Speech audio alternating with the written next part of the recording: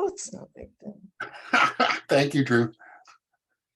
Yeah, so I just wanted to add the health and wellness under Okay. the financial, like I want it to fall under the programs. Okay, so go back to your recent pages on the left. Click the search. There you go, search health.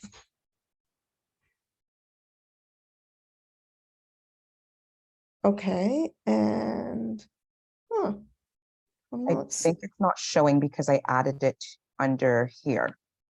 I think because I added it here instead. Well, it's an entirely separate menu. Yeah, isn't it? I think Yeah. actually, Sandy, we started off with a misstep because I don't think Natalie's clear on the difference between adding to the main menu or creating a new menu, right. you know, adding to an existing secondary menu. And so we're confusing the individual items with health in them with a menu that's called health. And that right now, so which is it that we're doing? Are we adding to the main menu, or are we adding to an existing menu which doesn't have a location as yet? We're adding to the existing menu. The main menu. The Or main the health menu. menu. Yeah, we're adding, so currently right now, program show, I Mhm. would like for the health and wellness to go under programs as a sub item, like how these Okay. are sub items. So So do you have a correct, health and wellness page? I did not create one because I think I created it as a menu instead of a page. Okay, so, add a new page, call it health and wellness, and then you can Mhm. add it to the menu. Curious about what was, if we could have a quick look at that health and wellness menu. What was on that menu? Maybe you can add those pages. If we Okay, so click on that. because I self-taught myself how to do this, I thought I was adding a new page, and I think instead of adding a new page, I added a new menu.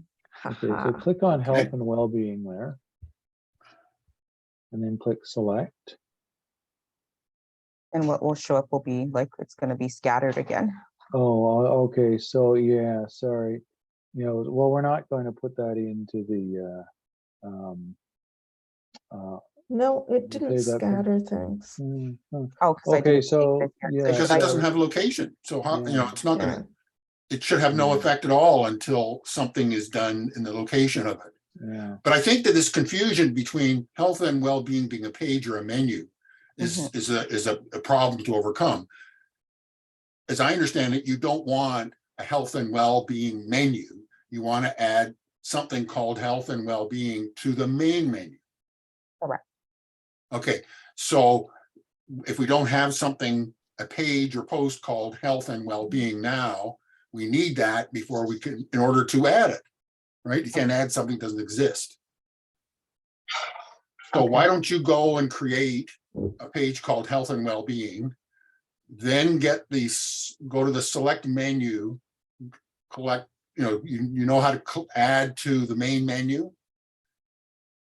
Let's just briefly go over that. So you got main menu, click, okay, then select.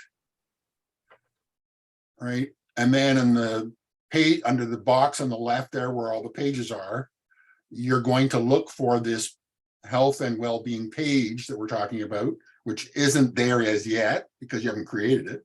But when it does appear there, you'd select it, right? You'd check the box, and then you'd add to the menu with that button, and then you make sure you put it in the right location in the overall scheme of the main menu. So how do I add the page? Because I think what I did, I went to add a menu. This is what I Okay, put so go to up. pages on the top left corner of the whole thing. Yep, there.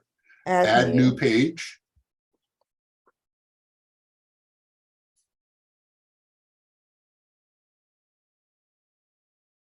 Click on it. Yeah. Yeah, there you go.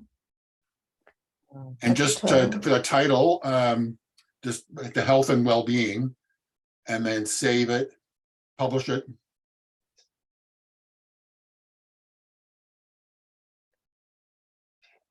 Okay, top big blue button I have to right in move the this over. top on the right hand side. There you go. Publish. We're leaving what you're going to put on the page for you to do later. Yeah, Yeah, Because we definitely. can I add do a that. blank titled page to the menu just for our purposes now. Okay, and then you go back to the menu. And that page should appear in that box. and something, Natalie, while you're thinking about the menu, you've got some links start with uppercase letters and others start with lowercase letters. You want to go through and just make sure you do that consistently. Like Oh, pick yes. one. Yeah. Okay. I saw that right here. Yes, I'll definitely do that. Okay. So back to menus. And then you're going to see health and well-being on most recent. Tick that. Scroll down a little. Not there like the page, because there's a button right at the bottom where you can add it to the menu. So the right-hand scroll bar, yeah. Okay, so you see add to menu there? Whoops, up. Okay, do you see that add to menu button on the left?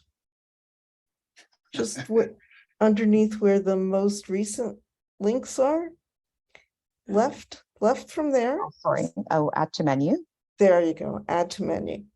So just Oh, Not click much that. contrast in that button, is there? No, No. And I just click it. click that.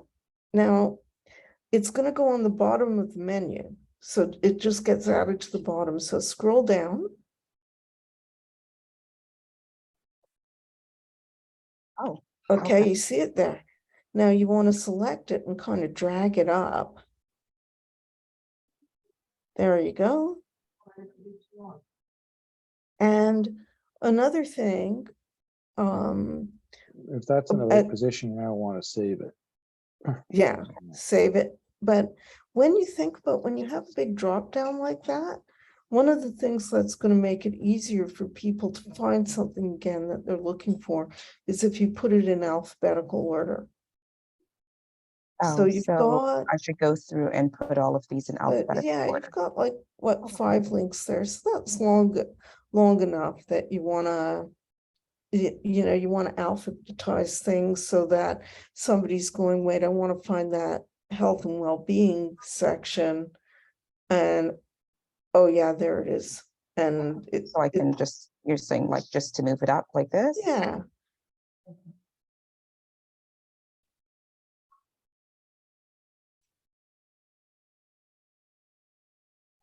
Okay. You could Yeah. change the title to the events portion below there now, if you wished. Okay, so what you do, you see the arrow on the right beside page on the events. There you go, down, there. Okay, there. Now click that arrow and just make that E uppercase.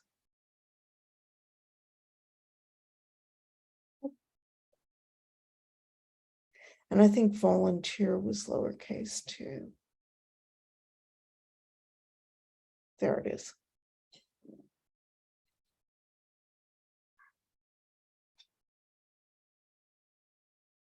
And save, and I'm just going to go to the site and refresh.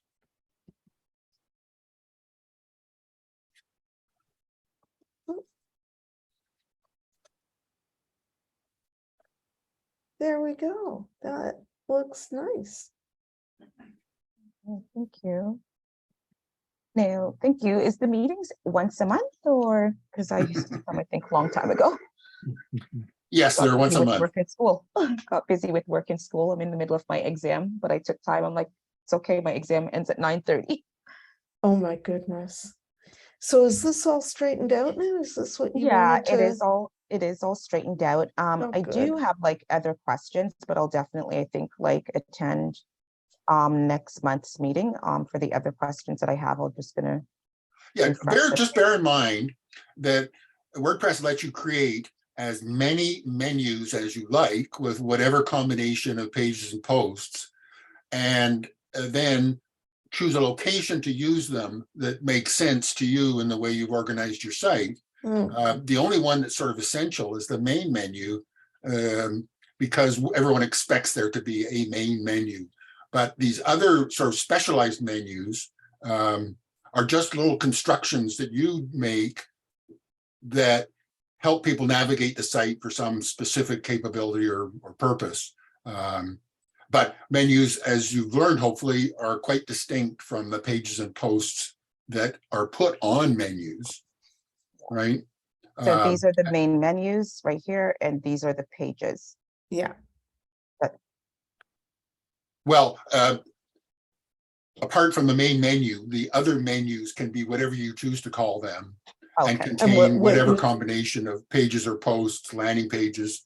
And as you see on the left-hand side here, custom links and categories are also choices that you have.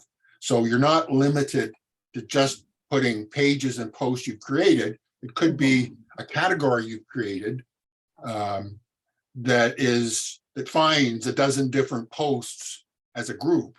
And if someone clicks that category item on a menu, it brings up, a page listing those dozen posts, say, or whatever. So there are a variety of things you can do to organize the content for users that are menu-based or menu-driven. And many of your choices are easy to see just from this layout once you've got the basic scheme in mind. now, another thing you want to think about is when you get to how you can help, you have these two buttons that are both learn more. And yeah, it doesn't go anywhere though. I don't think. yeah, they're just hashtag buttons. Well, one of them goes to volunteers, and that's If I click it, the- it goes the- to a there. real page with volunteers. But the Start a Fund, it's a custom link. It's just a hashtag. It just goes to the top of the page. So I can probably create a page where I should create a page where it actually connects to Where Start a it's Start a Fund. But the other thing is it's really important to use this same link text to go to the same page.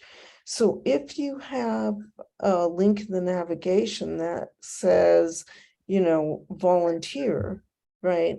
Then instead of saying learn more, your link there should say volunteer. Okay. So I don't know how to change this though. Oh, I don't know how I got, I think it came with the Neve. Is what I'm okay, using. hold on. I think Cliff's The holding button. something up. Cliff, you're muted. You're muted, Cliff. Sorry, on my phone, Natalie, I don't see volunteers for some reason. I'm just, Oh, when you scroll on the phone, you don't see join our efforts for volunteers.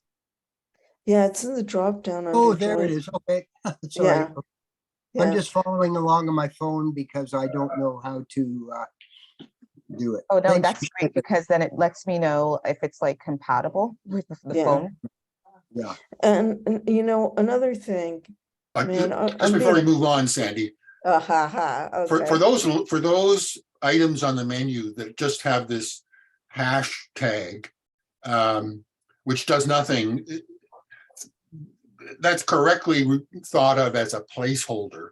It's something that you put on a menu that you're going to come back to and make it specific to a page or post or category or whatever, but that you want to see it though for the time being. You can't leave it that way because it doesn't do anything. I mean, a placeholder will confuse people. So that's something to bear in mind. or Don't you leave use it- placeholders. It's easy enough to delete them now and then add them back because menus are so easy to set up and configure. Easy once you've learned the basic steps. Going back and making an adjustment is something you can quickly do, and in a minute, add or subtract something to a menu and be done. But at or first, you can- getting through this thing is what's confused you, but hopefully it'll be a little bit clearer now. One of the things people use hashtags for is for the toggles. So you have links at the top of the navigation, right? Like that you have say join the cause, and it So it's that hashtag should probably be connected to right here. I should actually post that hashtag that says learn more to volunteers. but I need to change. Instead of learn more, it should say volunteers. Yeah. Yeah, there's a lot to think about, but this is a nice looking site, nice and bright and clean and Okay. I just don't know how to change that learn more mm, because it came with it. I did it Sorry, what is it you wanted to change? right here, the button, Sorry, what are you the pointing button that out? says learn more. I wanted to change the name to volunteer. I'm not tracking what you're saying. Are you want to change a menu label for an item or the title of a page or what? No, it's button text on the home page. The Yeah, button so text on the home page, go to the home page. right? Okay, so, get involved in our causes, that button? Further Which button? down. Natalie? Yeah. Go to the home page. Which button are we referring to?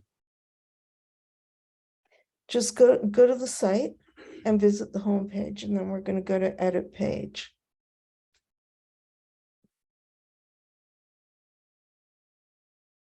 Yes, so that is the home page, please.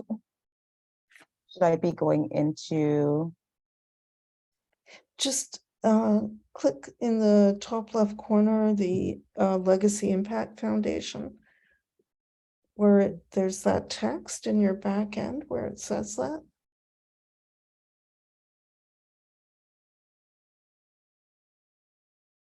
yeah, usually when I click it, it usually goes back. I think this is the home page right here.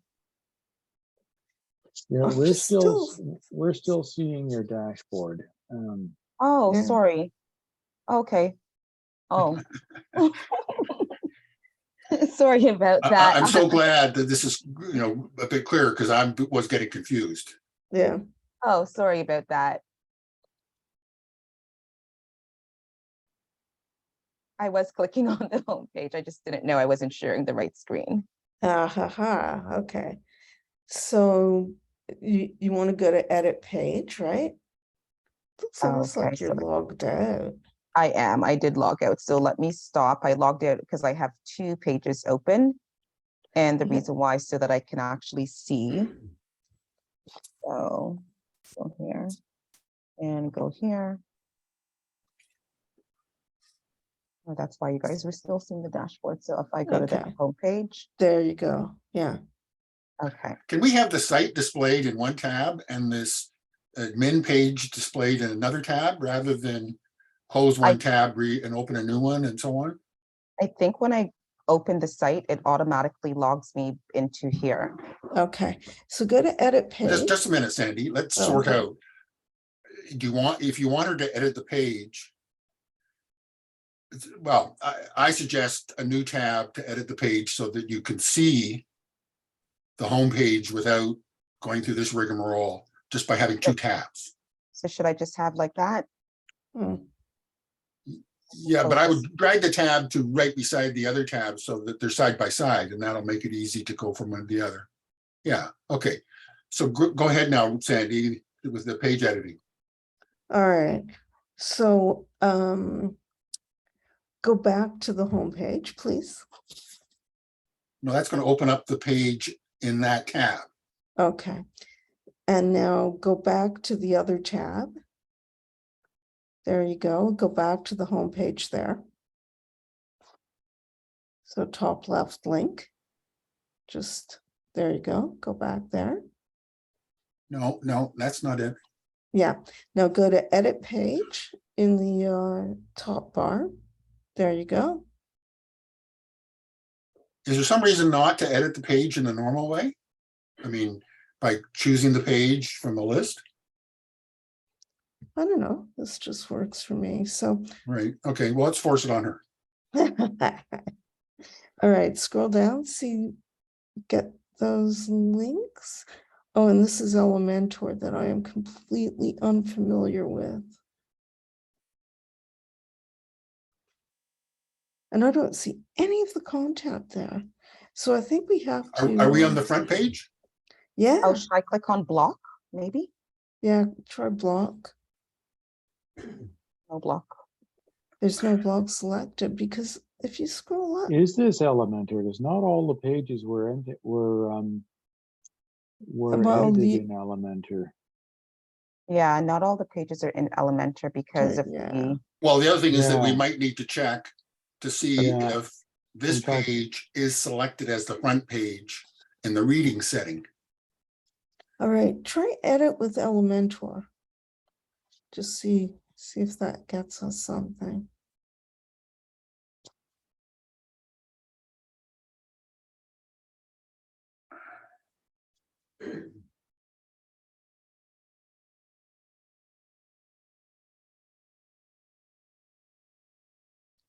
All right, yeah. So scroll down to where those links are.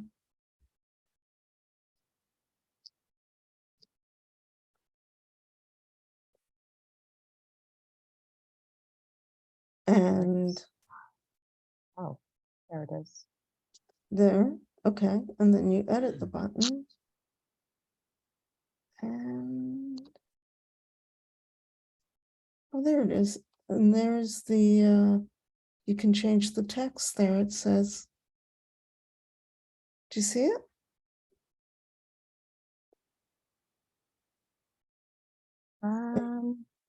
It's the second, there it is.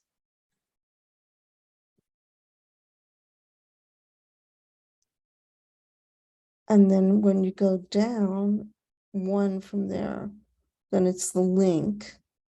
And you add the link that you want. I think it does, it's connected to the right link. I'll do update. Update, okay.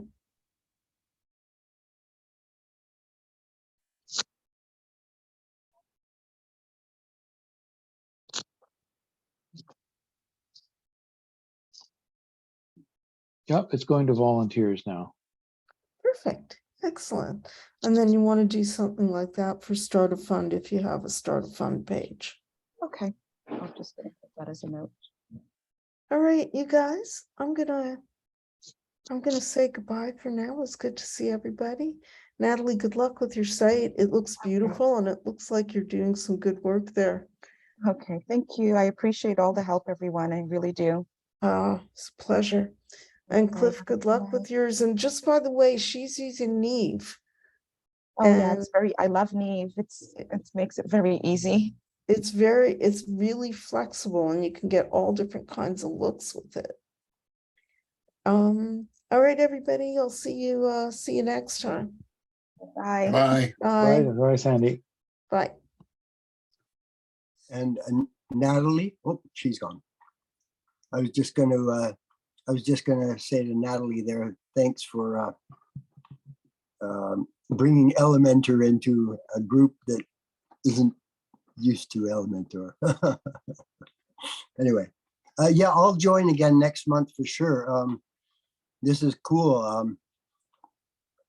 Did I you see think- anything familiar in the page we were just editing? The Elementor page we were just editing, because that comes from a theme, right? And I'm sure a substantial part of that was sort of preset and that was used in this particular case. I'm not familiar with the particular theme in question, but here's a case of Elementor being used with a theme. And so when you create a page with Elementor, it sort of takes over that whole page. So just going back to the point about you need to use the Elementor theme, and this is an example of another theme, separate part altogether from Elementor, which Elementor was used to do this key front page, which tends to be by far the most complex page on a site. Other pages, like for individual posts or individual pages, tend to be much simpler. And in fact, once you've created your post or made any customization of your post page or your post template or your page template, then you're done your job there and you probably won't touch them again for quite some time. The thing that might change with those two would be the header, the block at the very top, which normally is a separate kind of template so that when you make a change to it, whatever pages or posts have been using that header automatically get the updated version the next time they're displayed. And that's why they're referred to as templates. I'm sure in sign painting, templates are a core sort of tool, right? Maybe they're not called templates, stencils, So pre-built course. designs that are implemented in some physical fashion or course. digital fashion. Of course, many. And practically, in a certain sense, templates like recipes and other things are kind of like one of the most ordinary things in our experience of life, right? Is we build on other people's experiences through things like templates, checklists, recipes, guides, and so on. And those are just different ways people package up something they've learned and pass it on, either in the form of best practices or principles. Or I was looking at something referred to as the golden ratio today. I don't know if you ever run across that in terms of design. Of course. Well, you say of course, but I mean to a non-design person. I couldn't remember what it was called. I had the sort of golden rule in my mind for some reason. I looked that up now. Well, that's not it. 5 to 8. I'm sorry? The ratio is 5 to 8. Right. But I think it's even more than just a ratio. Oh, it's a certain sort of concept of how to think and look at sort of design. But if you're, as an example of something somebody came up with and passed along that has guided innumerable design decisions in a positive way. So you'll find that the ancient Greek temples are designed on that format. Yeah. Well, just think of the notion of a tile that isn't, tiles in walls and floors and other things, whether they're decorative items or just simply, a covering for a wall. Very few of them are all original work, right? They have some basic scheme and maybe a half a dozen different tiles, and then they produce 100 or 1,000 of each and build from there, because it just doesn't make sense to try to create everything as a unique item, because it doesn't serve any particularly valuable purpose. Cliff, I just posted in the comments a link to a 15-minute video on how to install the Astra sites right. the templates that I referred to earlier. Yes, thank you. I made lots of notes. Even when I wasn't on video, I was eating and making notes. Do you know how I can go to that site without writing it down on paper?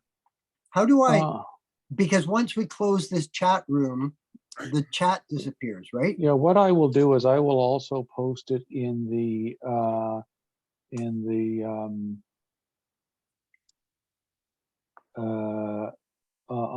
the Meetup website in the comments.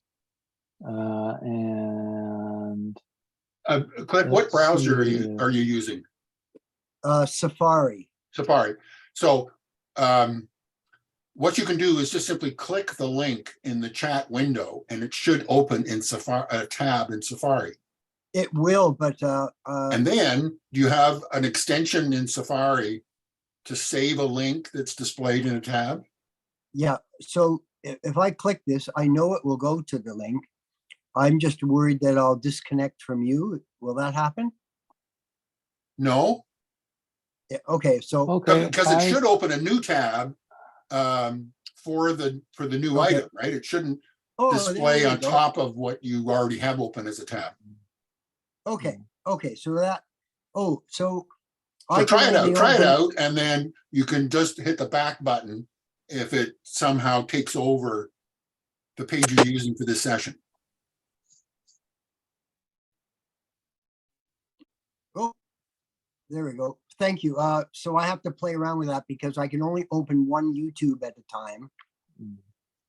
And I haven't figured out how to go. Yeah, but this is Zoom.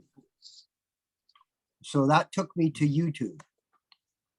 Right, but I Anyway. mean, okay, but the point being is capture the link, copy the link and paste it somewhere from your Yeah. browser, or Yeah, I make a just- bookmark in your browser. Yeah, I Okay. just posted it to the Meetup site. Yeah. So you'll get an email. Oh, Yeah. thank you. Yes, that's, I've had my iPad for 4 years now, and I love very many things about it. But I still miss a cursor. And yet, actually, what started me on my website this morning is because I only got converted to Apple just 4 years ago. And first thing this morning, Apple announced, I got an email saying they're coming out with the latest generation of iPad Pro, which has a touchpad, right? So I have the last generation iPad Pro, and it's just got a keyboard, but the So you keyboard can't, doesn't. you can't use a Bluetooth touchpad? That's another $400 option. Anyway, Wait a second, I'm just curious though. So a Bluetooth touchpad, forget about the cost of the hardware. Is your iPad Pro able to use a Bluetooth connected touchpad? yes, if I had one, yes. But Right, however, 'cause there's a new iPad You're saying that a touchpad is $400? for the Apple. Yeah. I So think you're anyway. confusing that with a more sophisticated touchpad that's for designers or artists, as opposed to Well- the standard one that comes with, say, an iMac. Right. That, you know, I had one, you know, for ages. This one. This one here, does that look familiar? I've never had one, so Okay, there are touchpads that are, you know, Waco, for instance, has touchpads that are designed for designers and artists, right? That have much higher resolution than Yeah. the touchpad used on iMacs and MacBooks and such. okay. Anyway, I have As- both a mouse and the touchpad.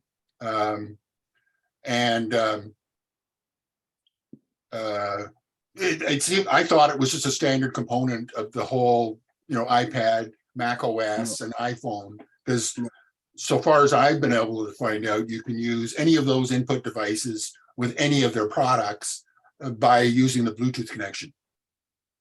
Yeah. Well, the new iPad Pros come out today, so I'll be buying it for Christmas, and then I'll have the everything. It'll be the. I usually try to make my technology last for many years as I can, but no, you got to update all the time. Cliff, do you have the Apple Pencil? Yeah. Oh yeah. Oh, I love it because I am an artist, graphic designer, sign painter, right? So, but the one Don't you find the screen a bit on the small side on the iPad line? Yes, it is. Well, I got the Pro, which is 13-inch. Right, but that's I mean, my MacBook Air is 13-inch, and it's workable, but it's really hard to get more than one thing on the screen at a time. Until recently, iPads couldn't do more than one thing on the screen at a time, so it didn't matter. But now you can have, you know, more than one thing happening on the screen. But I guess at the same time, you can output to a larger display, can't you? So 4 years ago, I sold my house and I hit the road. So that's why I got the iPad, because I wanted the capacity, but I wanted mobile, right? So Right. I did end up buying a new house a few months later, but yeah, I'm hitting the road again next year. Here we are, 3 strangers chatting, but yeah, so next 1 year from now, November 1st, I'm going to put this house on the market, cash in, and I'm gonna buy that small Winnebago, and I'm gonna hit the road and visit every Canadian city. That's what I want to do for the next 5 or 10 years. I want to go all over Canada because Sounds really nice. Although I must say, winter, you would be traveling in the winter, I take it. I don't care. Don't care. I Yeah, don't know. have you traveled out west before? In my 20s, Right. I know things are different, but I'm just out for adventure. I don't want to. Yeah, no, I've done the drive and the train and the plane, both to the Canadian West Coast and also to the US and then down to the southern states and so on. And I guess I just sort of am appreciative of the difference good weather makes to your enjoyment of incredible scenery and, meeting people and everything else. And that many people who travel as you're talking, try to get it so that they're in a warm place for the winter months and then another place in the summer months to take advantage of that aspect. I want to spend a year up north. I'm gonna get my Winnebago. I should make like $250,000 killing on my house, I swear. I want to spend a year up in Yukon and Northwest Territories and Toyota. So that when I do get my new iPad, I'm going to keep the old one side by side. And when I do sell this house, I'll be able to afford all the technology I want for hitting the road. But Great. 25 years ago, when my wife passed away, with the little insurance money I had, I bought the top of the line HP computer, and I asked them to put in, I said, how much gig can you put in this thing? And they said, gig?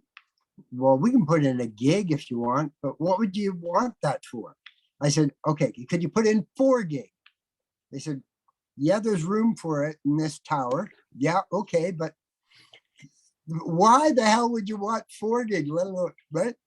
That was in 98 or something like that. Just out of curiosity, is the iPad Pro running on the Apple Silicon, the new chips? I don't know. Yeah, no, it must be, right? No, everything's been converted now, except, it must be. Well, you'll probably see a commercial for it in the next. No, it's got to be the. No, I don't know if it's an M1 or an M2 or Ultra M2. or Max or whatever. But M2, just talking about processing power, and you mentioned HP, and it makes me sort of chuckle because the capabilities introduced by Apple with its own silicon have produced reviews that are noteworthy by just the extent to which the reviewers are saying, I know you're going to find this hard to believe. I'm not gone crazy. I haven't fallen in love with Apple, but this processor has, knocked my socks off or has stunned me with its capabilities. And there's a guy on YouTube who has a Canadian guy, actually, who's got a tremendous following. He does like hardware reviews with a bit of an emphasis on the PC side, but he's built custom PCs for his own use for things like video processing. And in one particular session, he goes through, here's what I spent $7,000 or $8,000 or $9,000 building like 3 months ago to process the videos that we put up here on YouTube. And he said, typically like the half hour would take, I don't know, I'm guessing 60 minutes, 90 minutes, something like that to process. He says on the new Mac, on the new Silicon processors from Apple, the base unit at that time, he said, did the whole job in 5 minutes. It was so much more powerful.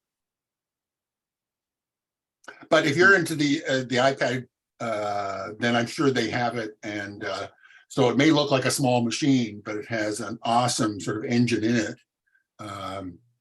that for if you were doing video work would be quite capable of processing videos. So We've got another person joining us. Oh, Who did we So- gain? Yeah. Joined. So I did go Apple because everybody I knew was on Apple. And I was hardcore BlackBerry.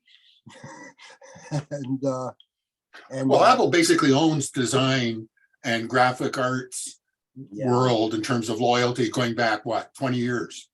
Oh, at If you were in least I was- publishing 10 years ago, even, there was really no choice in terms of the capabilities that, you know, PCs, as much as you could stuff in them, just simply didn't have the people and the interest that Apple developed. In the same way that Apple in education has done a great job in the K-12 sort of market, because it just taken a long-term view of it and sort of put people and resources and such to work and sort of earn the reputation they've got. In my case, I found Apple in terms of support. Its support is what warrants its otherwise extravagant price. And now that the design of my MacBook Air, for example, was worth what I took to be about a 1/3 higher price for the base capabilities as a computer, for it to be designed as well as it was. And now, I guess 10 years later from my first one, it's still the coolest machine around. Because they put that much effort and thought into it, plus an aluminum body is unbeatable. I mean, why would anybody want anything else, kind of thing? Did we gain anyone, Drew, in that Yeah, so admission? Hana S has joined us. Hannah. Where's Hannah? Are you there, Hannah?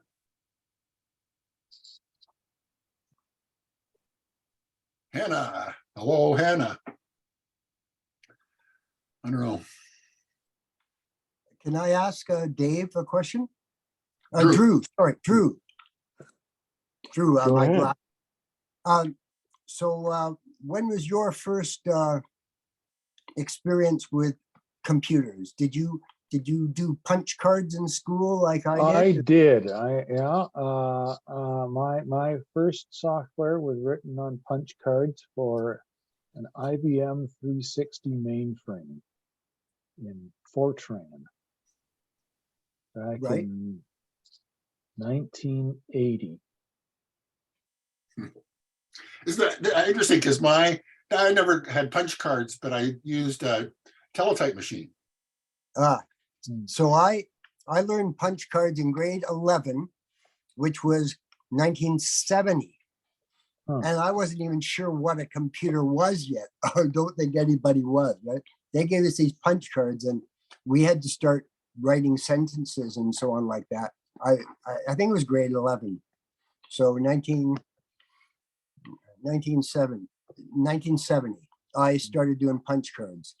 And then Hannah asked what punch cards are in the chat.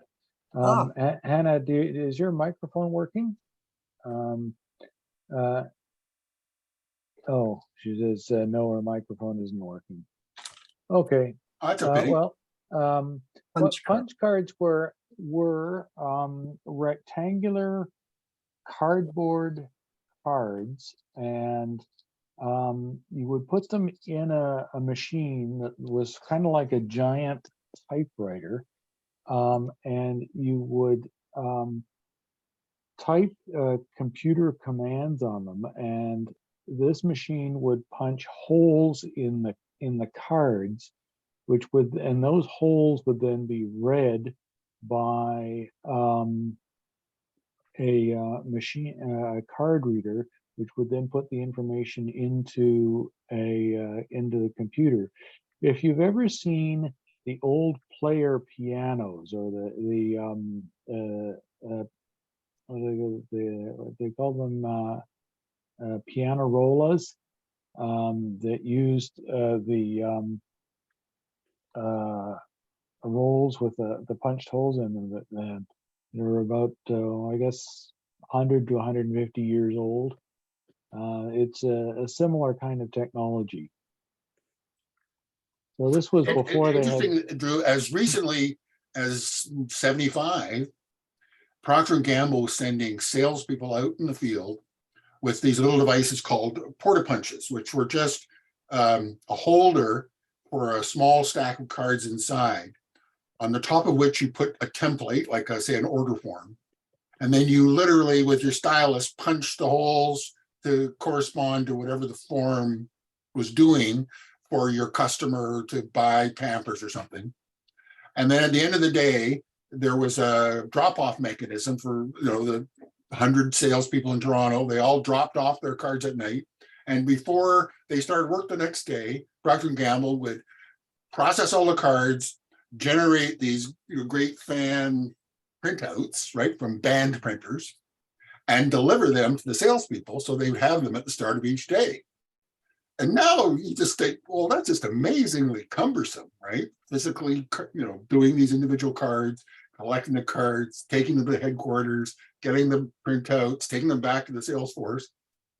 But that gave them in those days, the most sophisticated inventory and ordering management processes of any company around. And that just goes to show you, you know, what progress we've made in what, 35 or 40 years, where now you could dictate this information on your phone and have it printed back out to you as you speak and confirm, you know, an order like instantly with your manager, because part of that mechanism was the manager supervising at 4 a.m. every morning his 8 or 10 salespeople. You get their daily call reports and daily orders every day at the end of the day, or you didn't get paid. That was an interesting scheme. But punching cards out, you must have, how did you know what did you put onto the card before you punched it in order to know which hole to punch? Well, the machine took care of that, or the card punch took care of that for you. It did all that. Oh, You in just other words, had- you didn't actually physically handle the cards. only to load them into the Right. machine. And Okay, really now, that- because in the case that I was talking about, these people literally had the cards in their hands and put into the Oh. holders to then, with a stylus, punch them out. You're saying you sat at a keyboard of some sort, Yeah, and then, yeah, okay. Yeah, because that was my experience with the teletype printing on newsprint, right? And a big roll, 500 feet long. And that's how you got your output back, was through that same teletype. And it was literally from the days of the teletype machines. They weren't keyboards like we're used to. They were keys that like had a 1/2-inch trowel. They were like serious mechanical devices. In a room filled with, say, 24 of these machines. Hana is asking if this is the Cloudways meeting. Not specifically, no, this is the WordPress meetup. Hi, Hannah. We just got distracted. We'd had a good meeting for an hour and change, and then it was just the three of us left, so we got chatting. So the punch cards, don't want to get into it. They were like lottery tickets, $6.49, right? You got your 49 boxes on a card. That's right. You're right. You're right. There's And what we had to do was we had to take a word jump, and we had to draw J, take a next card, U, take a next card, M, take a next card, P, and then we had to put those 4 into the computer. It punched them out where our pencil marks was, and then we put them in, then we put them in the computer, and the computer would say, jump. So actually, so the lottery cards that people fill out are Just punch like cards that. without the punch. Just like that. Yeah. And the computer reads each one. Anyway, it's ancient history. It's hilarious to even bring it up. And I'm sure, Hannah, you're way, way, way less than 150 years old. Anyway. So Hannah, we if we don't have sound, I don't think we can do anything for you unless you can get your audio working in the next 60 seconds. Shall we wrap up, guys? Drew? Yeah, I've got nothing else. Right, okay. Nice to meet you, Cliff, and do come back and let us know how you're making out. on with what you've done about the theme and such, and we'll resume again in a month's time. And we normally get a bigger turnout and a larger variety, some somewhat sophisticated questions, some real basic, like, WordPress 101, more on that latter than the former. But it's always interesting to listen, or lurk, as we used to say. And it's a good way to learn, is just to hear how other people are thinking about problems and going through an exercise to work out, well, what do we do? How do you, build or adjust or modify a menu, for example? And you may not have planned to learn that, but you can pick it up from the firsthand experience in a session like this. All right, guys, I think we'll sign off now. Let me just. Hannah does actually have a question. Okay. She said she needs help with something, although she says she cannot speak. Right. So what do you suggest then, Drew? How does one assist somebody who isn't communicating with us other than by text message? Let's see if it's something we can help with. Hannah, what is your question?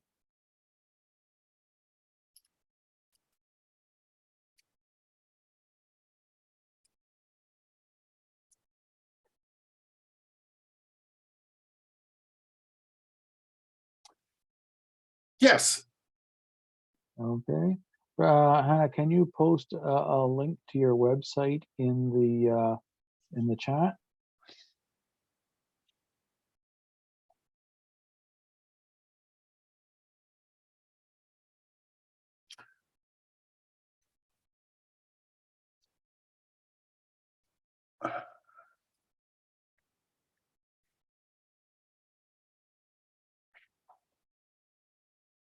Okay, I'm seeing we print what you love on everyday product.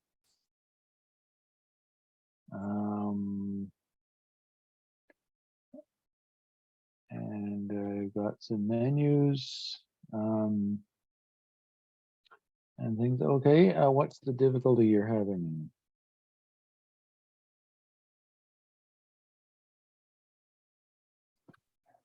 Feedback Okay. in what regard? I mean, design, content,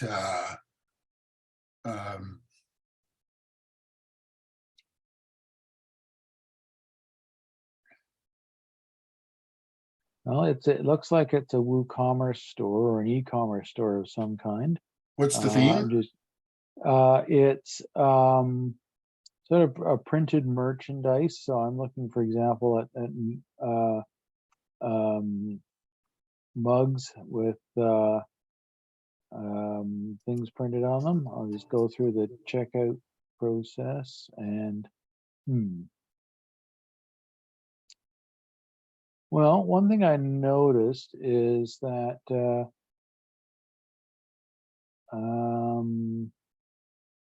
when you click buy now on one of the items, and I chose the mugs, the button disappears, but then nothing else happens. And I don't know whether it's gone to a cart or what, but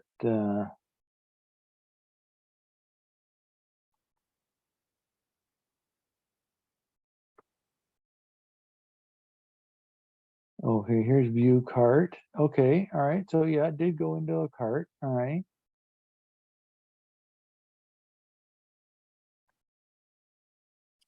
Okay. Well, I guess, let's start at the top. What, Drew, do you think of the design that you see when you land on the homepage, the front page? What's your impression? Yeah. Well, I think it's pretty clear what they sell. They've got various categories of merchandise on the site. Right, but you're kind of looking at it from let's take it apart and what are the elements?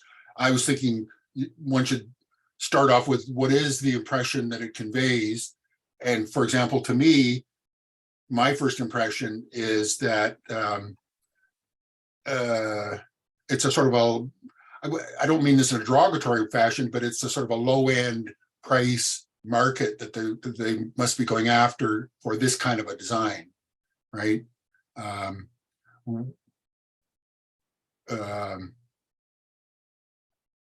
For given what's said at the bottom, you know, we're a small group of artists with a penchant for designing. I'm not sure if that designing is reflected in the front page as much as it could. Let's put it that way. So that's one aspect. It's just, you know, what's the feel of the site when you land there, and so that's one point.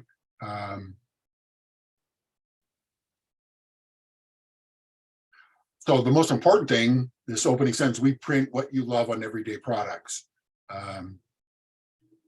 Is that an attention capturing and informative sort of starting point? I'm not saying yes or no, but rather just that's the question to ask. How do you want to express yourself today? Yeah.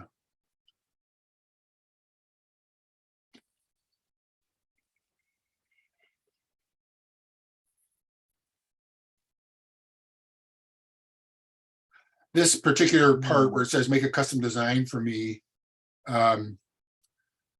is not good design. It might have been a good design 15 years ago, but not in today's sort of competition. How old is this site, Hannah? I mean, how long has it been up?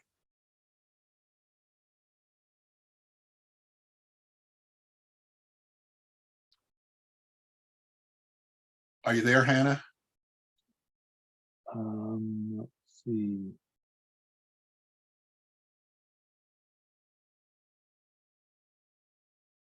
It's a new site.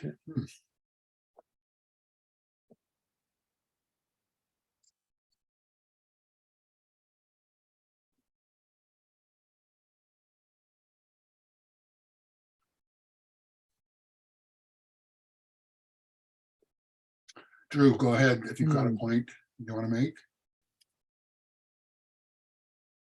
Well, I was looking at the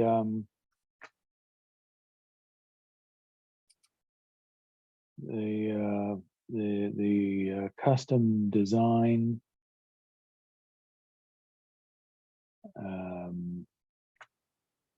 page, and okay, it says send us an email with the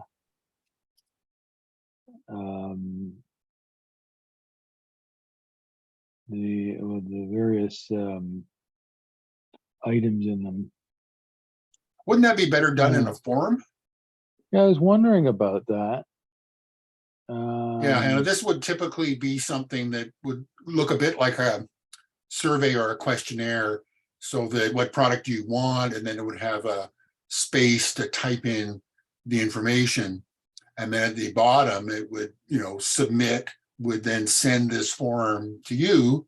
And typically you would load to this directly into a spreadsheet, for example, to track the custom design requests that you get, and then process them in some fashion and respond to them. Without there being a form here, you're not going to get half of that information or more, just because that's the nature of how people, you know, respond to lists of instructions of that kind.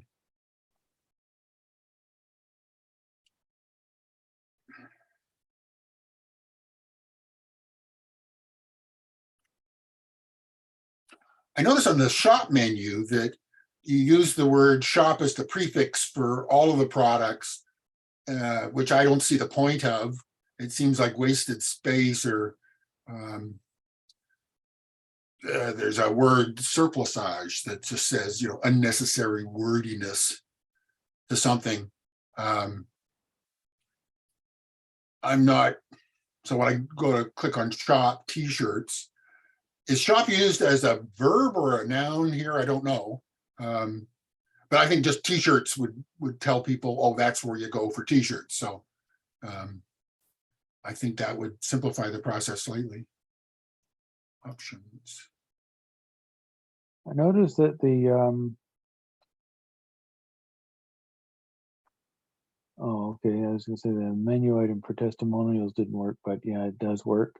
Okay, so you've got some video testimonials. That's good. I notice on the t-shirts page, and I'm sure it's the same on all the pages, the button says select the check mark and then it has options.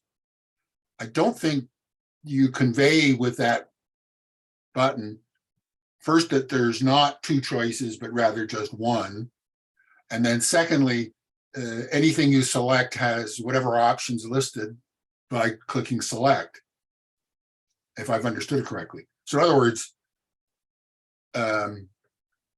select will take you to the options whether you want to go there or not, because that's part of the product page.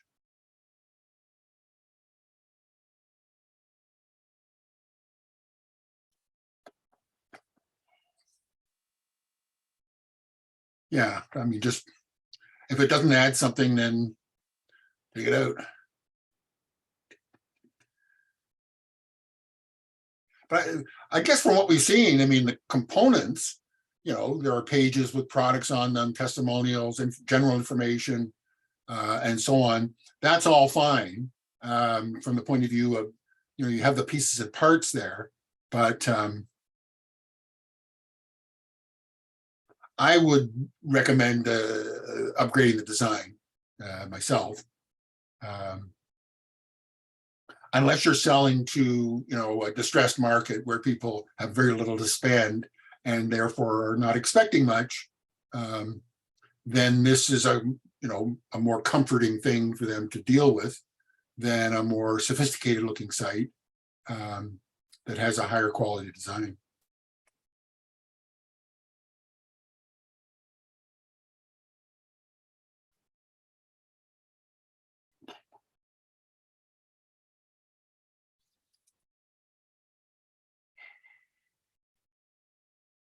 How to upgrade design, be specific? Well, I suspect if you went and viewed the 6 top ranked t-shirt sites that you compete with, at least 3 of them will have quite different looking designs that seem to be, you know, much more modern looking. Much more emphasis on the flow and large blocks or sections of content that's differentiated as you go down the page. So this page does consist of a half a dozen sections, like we print what you love, and then the smaller text below that, that's one section. And then the next section is how do you want to express yourself? That's another section, right? But either with the theme or with using page builders, you build these sections somewhat differently. So for example, you might have the text on the left-hand half of a section, and on the right hand, you might have a design or an image of some sort. Preferably be of people, with people in them.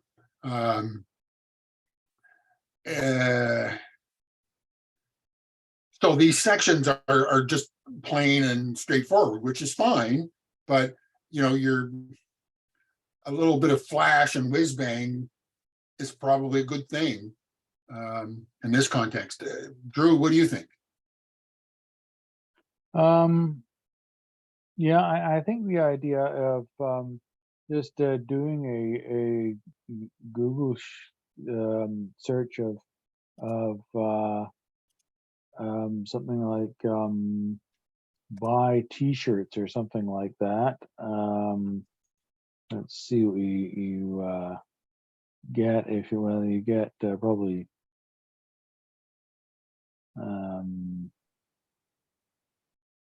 well, let's just have a Let's look just at 1 or 2. Yeah, see what you get. Okay, I'm looking at searching on custom printing t-shirts cups. Yeah. And Well, yeah, I found something called t-shirt t-shirt.ca.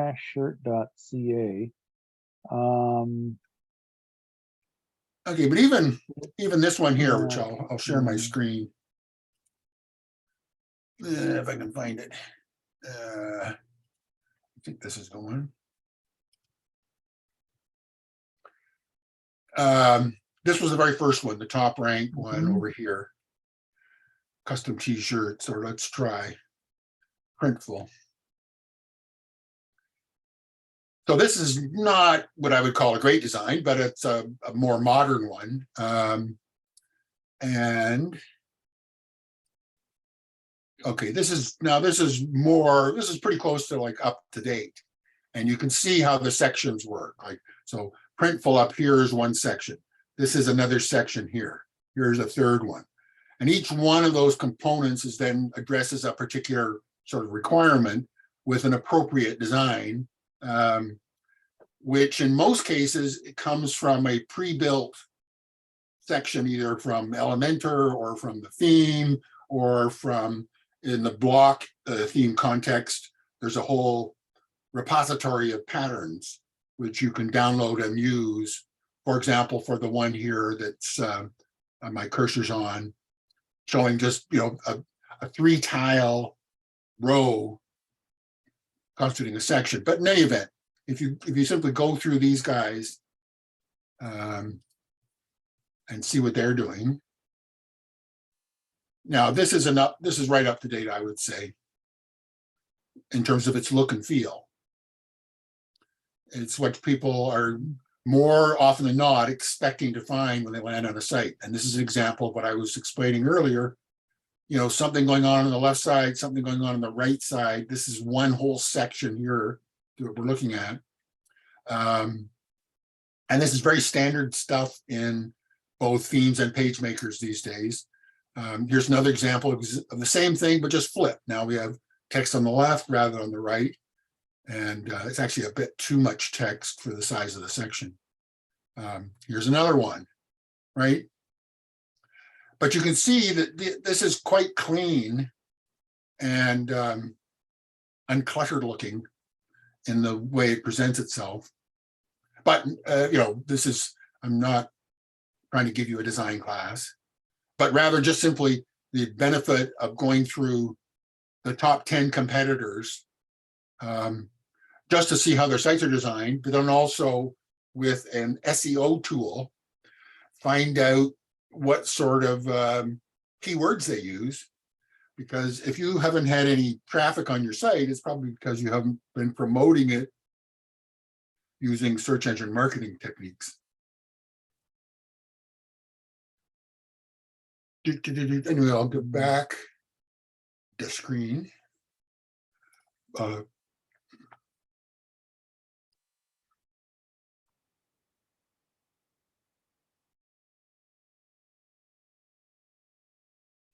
It's interesting because that third site that I shared, I would say 50% of the content's the same.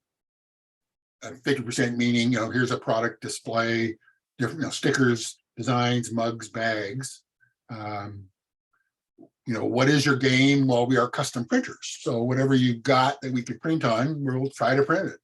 And if need be, we'll come up with a design if you'll give us the things you're looking for. So that's the basic package. I suppose the biggest market is in what we used to jokingly refer to in the event management business as trinkets and trash. It's the stuff you ordered to give away at trade shows and in promotions and campaigns and contests.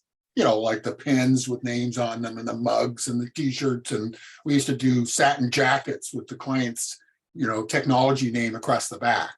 My favorite word for it is the acronym SWAG, for stuff Right. we all get. Right, or tchotchkes is another word for the same thing. Just to let you know, Printful is a fulfillment center, not WooCommerce. I'm not sure what distinction you're making there. You're saying that they don't take orders and deliver products? If you're saying that the design isn't possible on WooCommerce, I think basically WooCommerce doesn't unless you want to use a WooCommerce theme, you can use any theme and add WooCommerce to it. There are some benefits to using a WooCommerce theme, I'm sure. But if the look you've got is a function of a WooCommerce, no, I don't think it would be. I don't think you've used a WooCommerce theme. Use them to print my products. Use the Astra theme. Wow. I'm surprised because I wouldn't expect to find a template like that in the Astra collection, but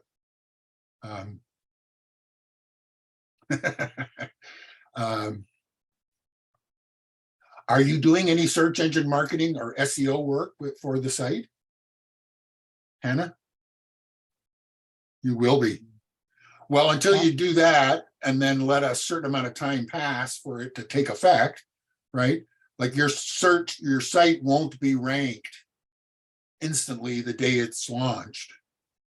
And you need content on the site to some extent to relate to your audience so that when they're searching for something, you'll turn up in the first 10 sites listed in the Google search engine report.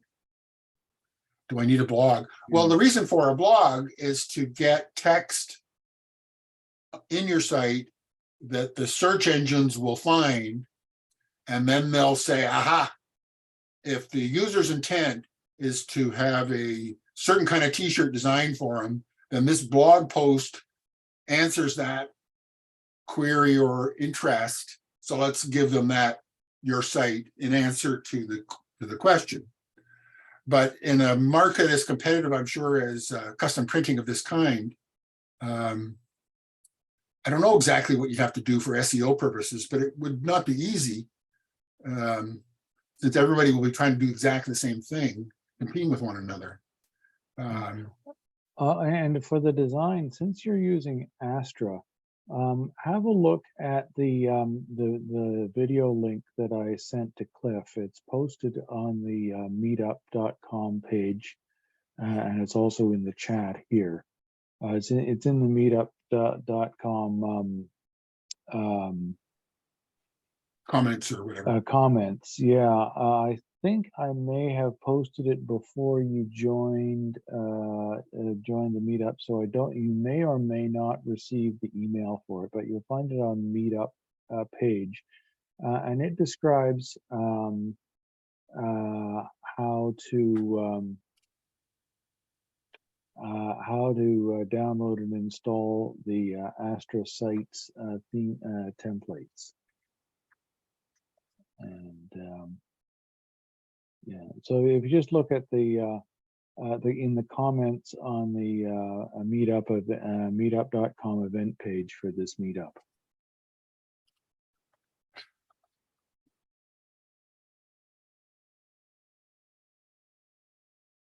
This video is brought to you by Monster Insights. In this video, I'll show you how to add. Okay, I just added it to the chat again. So if you just click on this link in the chat box, do you know, have you got the chat window open, Hannah?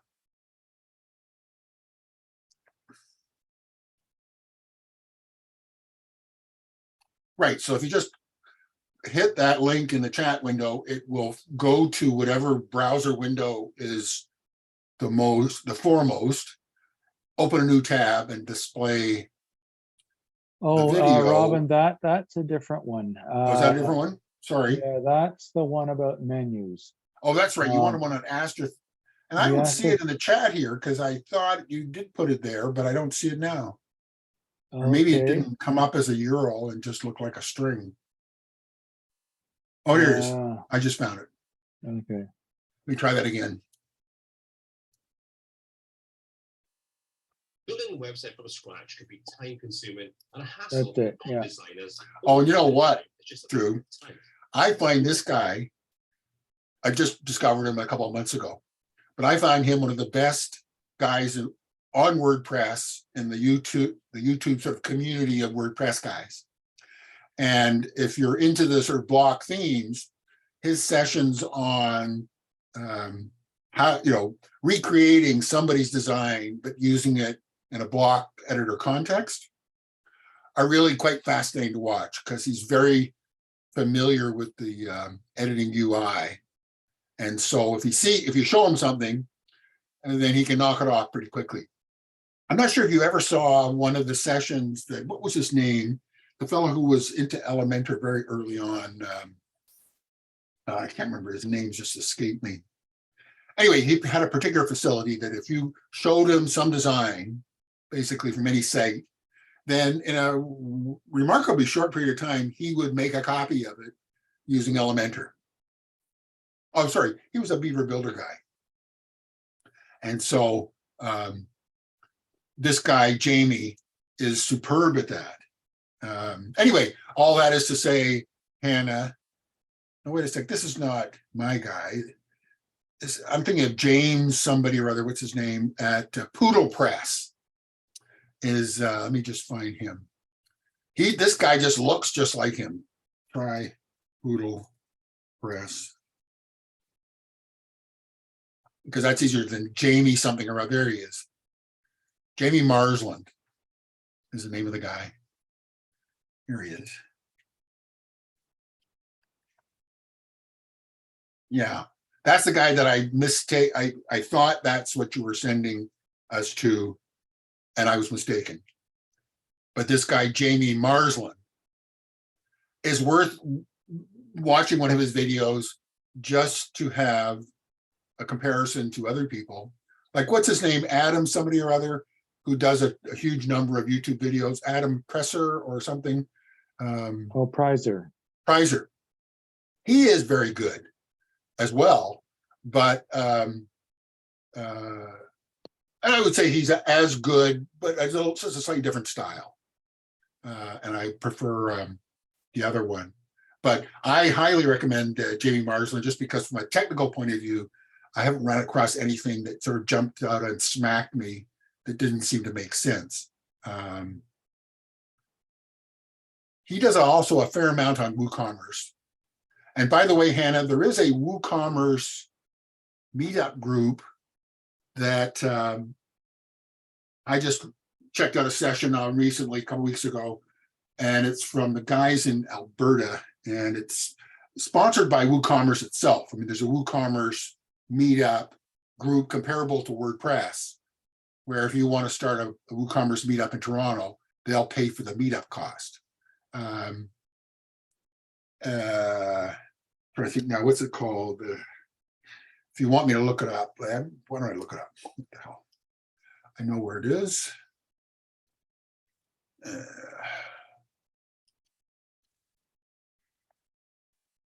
that will be WooCommerce.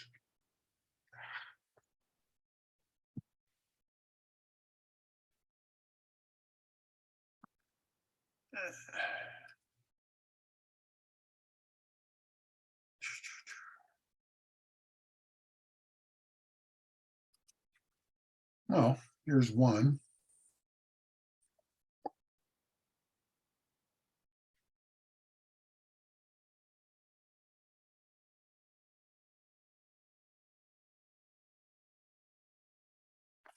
This is not the one that I was thinking of, but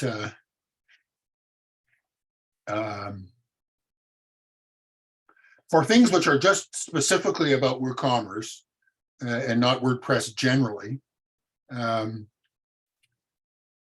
would be pretty useful. SoCal was the name of that other one, sponsored by a developer group or an agency, I guess they're called. Let me see if I can find them.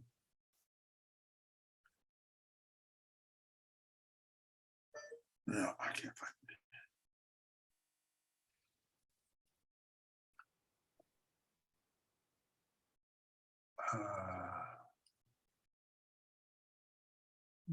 Well, I'm afraid I have to get going. We are running overtime now.